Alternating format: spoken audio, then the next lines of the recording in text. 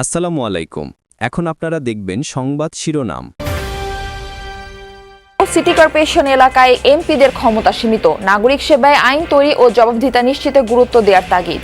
যে প্রতিশ্রুতি দিতেছে এখন নির্বাচনের আগে সবাই দেয়, আসলে নির্বাচনের পরে এগুলো কিছুই হয় না। এমপি তো আর সবগুলা করতে পারো না, এর মধ্যে কাউন্সিলর আছে, সিটি কর্পোরেশন মেয়র আছে। এমপির কাজ হচ্ছে ল এর লেভেলে ল তৈরি করার ক্ষেত্রে। সো এখন প্রশ্ন হচ্ছে, আমি যেটা বললাম যে ম্যাক্সিমাম এমপি এই কানেকশনটা বিল্ড করতেছে। বরিশালে আজ তারেক রহমানের নির্বাচনী জনসভা, নতুন করে মুক্তিযুদ্ধের ইতিহাস বলছে স্বাধীনতা বিরোধীরা, মন্তব্য বিএনপি। ওনার যে এত জ্ঞান মুক্তিযুদ্ধ সম্বন্ধে, এখন স্বাধীনতা মুক্তিযুদ্ধের ঘোষণা কে দিয়েছেন, কিভাবে দিয়েছেন, ওনার জ্ঞানের পরিধি দেখে আমরা খুশি হয়েছি। জামায়াত আমিরের এক্স অ্যাকাউন্ট হ্যাকের অভিযোগ, বঙ্গভবনে সহকারী প্রোগ্রামার আটক, চোরাই পথে আর কাউকে ক্ষমতায় যেতে দেয়া হবে না, হুঁশিয়ারি। চোরাই পথে আর কোনো নির্বাচন হবে না, ইনশাআল্লাহ হতে দেওয়া হবে না, সমস্ত চোরাইগুলি বন্ধ করে দেওয়া হবে। ভোট উৎসব ঘিরে উঠছে টাকা, নির্বাচনী পরিচালনায় সরকারি ব্যয় আর প্রচারণায় প্রার্থীদের বিপুল খরচ উস্কে দেবে মূল্যস্ফীতি, মত বিশেষজ্ঞদের। প্রচুর পরিমাণে ব্যানার, পোস্টার, প্ল্যাকার্ড এগুলোর পিছনেও একটা ব্যয় হচ্ছে, সেটাও আসলে বাজারে অর্থের সরবরাহ বাড়াচ্ছে। মূল্যস্ফীতিজনিত যে প্রতিক্রিয়া, মুদ্রা সরবরাহের কারণে এটা হওয়ার কথা। বিতর্কিত ডিপি ওয়ার্ল্ডকে চট্টগ্রাম বন্দরের এনসিটি ইজারা দেওয়ার তোড়জোড়ে, বিস্মিত সংশ্লিষ্টরা। টেন্ডার ছাড়াই বিদেশি অপারেটরদের হাতে তুলে দেওয়ার যৌক্তিকতা নিয়ে প্রশ্ন। তবে বরাতের রাতে মসজিদে মসজিদে মুসল্লিদের ইবাদত বন্দেগী, স্বজনদের কবর জিয়ারত, দোয়া কবুলের জন্য জরুরি আত্মশুদ্ধি। নানা ধরনের রাজনৈতিক প্রতিহিংসা দেখতে পাচ্ছি, যেন এগুলো না থাকে। আল্লাহ, তুমি যেন মুসলিমদের শান্তি দাও, আল্লাহ দেশের কল্যাণ করো, সমস্ত উম্মতি মুহাম্মদের জন্য গুনাহ খাতার মাফ করে দেয়। আসসালামু আলাইকুম। এখন দেখবেন সংবাদ বিস্তারিত। ভোটারদের মন জয়ে সব ধরনের আশ্বাস, সব সমস্যার সমাধানের প্রতিশ্রুতি দিচ্ছেন প্রার্থীরা, কিন্তু রাজধানী ঢাকা সহ সিটি কর্পোরেশন এলাকার সংসদীয় আসনে একজন এমপির হাতে আসলে কতটুকু ক্ষমতা আছে? ভোটাররা বলছেন, আগেও বহু প্রতিশ্রুতি দেওয়া হলেও সেগুলোর বাস্তবায়ন হয়নি তেমন একটা। উন্নয়ন বিশেষজ্ঞরা মনে করেন, নাগরিক সেবায় আইন তৈরি ও জবাবদিহিতা নিশ্চিতে গুরুত্ব দিতে হবে সংসদ সদস্যদের। সমস্যার শেষ নেই, গ্যাস সংকট, পানিতে ময়লা আর যানজটে জটিল এক নগর জীবন।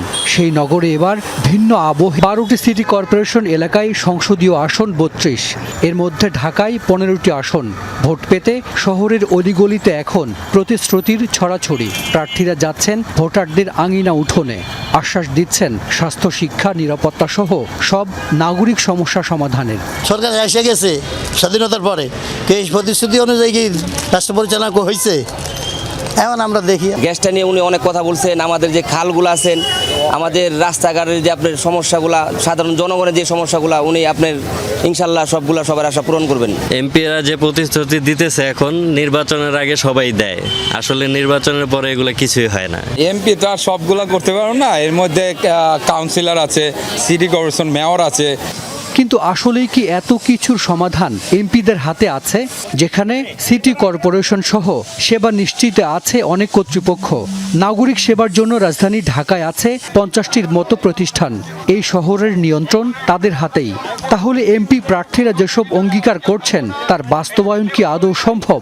ভোটের রাজনীতির জন্য অনেকে ভোটারদেরকে সম্ভব এবং অসম্ভব সব রকমই অঙ্গীকারই প্রার্থীরা কিন্তু করছেন। যেসব জায়গায় সিটি কর্পোরেশন রয়েছে দেশের, এখানে সংসদ সদস্যদের অনেকগুলো সীমাবদ্ধ। প্রায় 2 দশক পর আজ বরিশালে যাচ্ছেন বিএনপি চেয়ারম্যান তারেক রহমান। পূর্ব নির্ধারিত কর্মসূচি অনুযায়ী দুপুরে বরিশালের ঐতিহাসিক বেলস পার্ক ময়দানে বক্তব্য রাখবেন তিনি।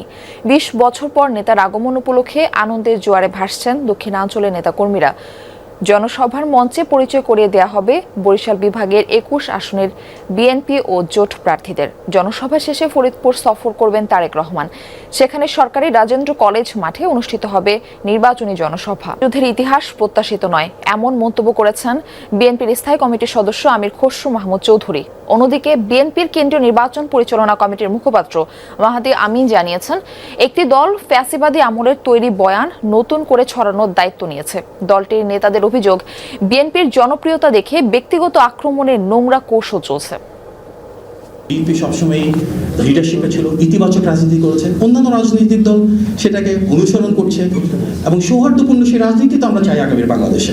আগামীর বাংলাদেশ হোক সৌহার্দ্যপূর্ণ, আগামীর বাংলাদেশে যার যা ইতিবাচক আমরা সেটিকে অনুসরণ করি, অন্য রাজনৈতিক দলকে যদি প্রয়োজন হয় অনুকরণ করে সমৃদ্ধ হওয়ার তাহলে সেটাই হোক। আমরা আনন্দিত যে জামাতের আমির মুক্তিযুদ্ধ সম্বন্ধে এত জ্ঞান রাখে, সেটা কিন্তু জানতাম না।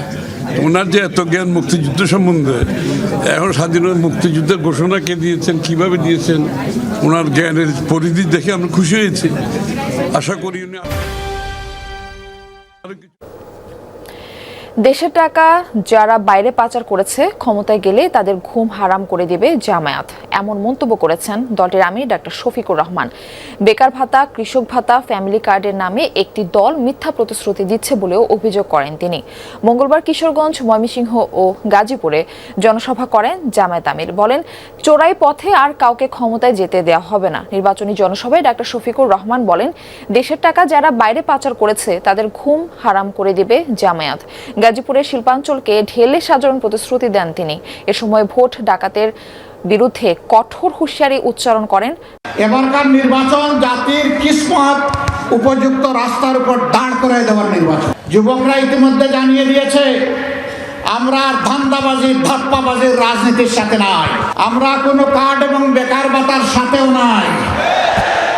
আমরা নতুন বাংলাদেশ দেখতে চাই। চলছে নির্বাচনী ডামাডোল, ব্যয় হচ্ছে অর্থ। নির্বাচনকে কেন্দ্র করে বাজারে অর্থের প্রবাহ বাড়ায় উস্কে যাবে মূল্যস্ফীতি। বিশ্লেষকরা বলছেন, সরকারের নির্বাচনী ব্যয় প্রায় ৩,০০০ কোটি টাকা। অন্যদিকে প্রার্থীরাও খরচ করছেন হিসাব ছাড়া।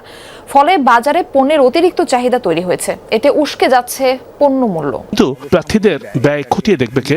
লাগামহীন ব্যয়ে উস্কে যাবে পণ্য মূল্য।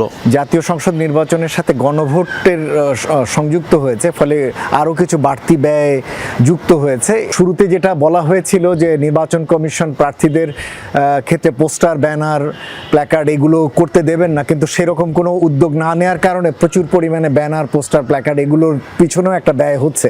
সেটাও আসলে বাজারে অর্থের সরবরাহ বাড়াচ্ছে। মূল্যস্ফীতিজনিত যে প্রতিক্রিয়া মুদ্রা সরবরাহের কারণে এটা হওয়ার কথা, এটা এই সময়কালে আমরা এখানে দেখতে পাচ্ছি। ব্যয় সংকোচনে ধারাবাহিক মুদ্রানীতি দিচ্ছে বাংলাদেশ ব্যাংক। বিভিন্ন দেশে বাতিল ও অযোগ্য ঘোষিত ডিপি ওয়ার্ল্ডকে চট্টগ্রাম বন্দরে আনতে তৎপর একটি মহল। ফ্যাসিস্ট আওয়ামী লীগ সরকার আমলে গৃহীত সিদ্ধান্ত বাস্তবায়নে অনড় বর্তমান কর্তৃপক্ষ। এ যেন সর্ষের ভেতর ভূত। আড়ালে বিগ ডিল, আন্তর্জাতিক খেলা, শেষ মুহূর্তে স্বার্থ সিদ্ধি, এমন সব আলোচনা চলছে স্বয়ং স্টেক হোল্ডারদের মধ্যে। সংযুক্ত আরব আমিরাত ভিত্তিক অপারেটর ডিপি ওয়ার্ল্ডকে চট্টগ্রাম বন্দরের এনসিটি দেওয়ার প্রক্রিয়া শুরু হয় আওয়ামী লীগ সরকার আমলে। 2020 সালের জানুয়ারিতে সরকারকে এনসিটি পরিচালনার প্রস্তাব দেয় ডিপি ওয়ার্ল্ড। 2019 সালের আগস্টে এবং 2023 সালের মার্চে তৎকালীন নৌ পরিবহন প্রতিমন্ত্রী খালিদ মাহমুদ চৌধুরীর সাথে সাক্ষাৎ করে কোম্পানি উপমহাদেশীয় সাব সাহারা আফ্রিকার সিইও অ্যান্ড এমডি রিজওয়ান সুমারের নেতৃত্বে প্রতিনিধি দল। ফ্যাসিবাদী আমলে এ তৎপরতার নেপথ্যে কথিত বিগ ডিল ছিল বহুল আলোচিত। গত সরকারের সেই প্রক্রিয়া